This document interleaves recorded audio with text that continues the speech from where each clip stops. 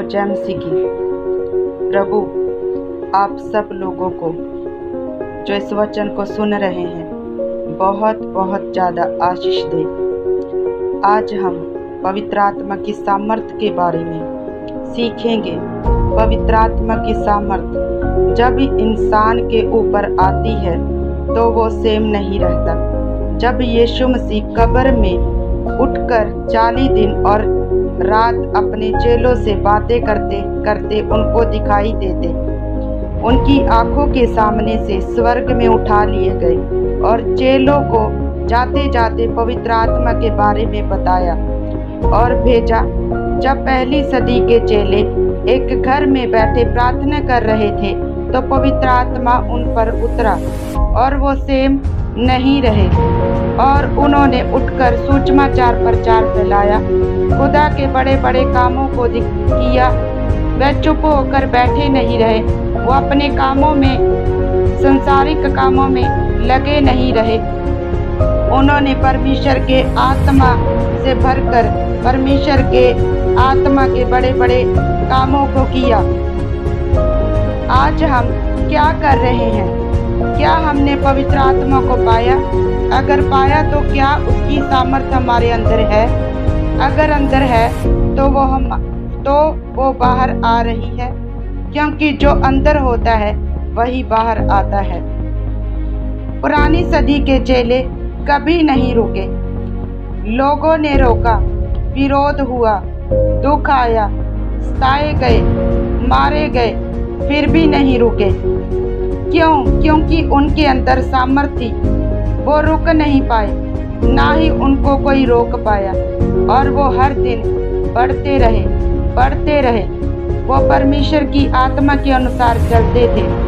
क्या आज हम परमेश्वर की आत्मा के अनुसार चलते हैं? क्योंकि रोमिया 8:14 में लिखा है, इसलिए जितने लोग परमेश्वर के आत्मा के चलाए चलते हैं वह ही परमेश्वर के पुत्र हैं। वह ही परमेश्वर के पुत्र हैं। वह ही परमेश्वर के पुत्र हैं। जो शारीरिक दशा में है वह परमेश्वर को प्रसन्न नहीं कर सकते।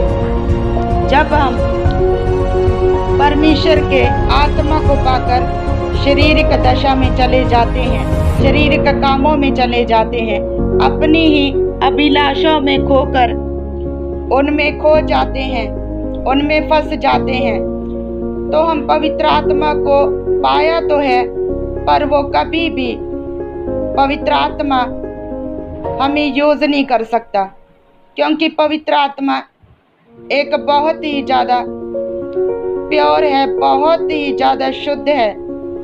उसकी अगुवाई में अगर हम चलेंगे तो ही वो हम बड़े बड़े कामों को देख सकते हैं। क्या आज हमारे पास पवित्र आत्मा है?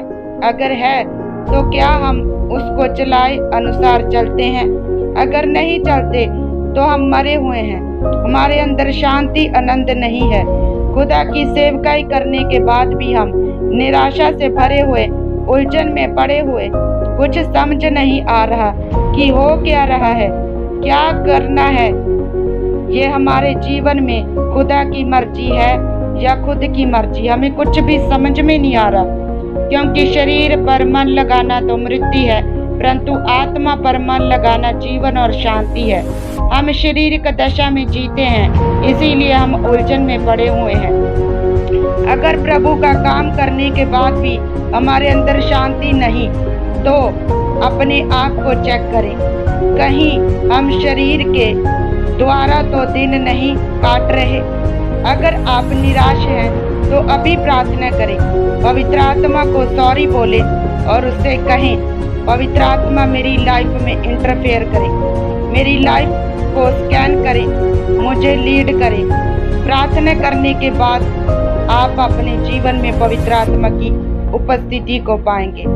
प्रभु आप सबको बहुत ज़्यादा आशीष दे।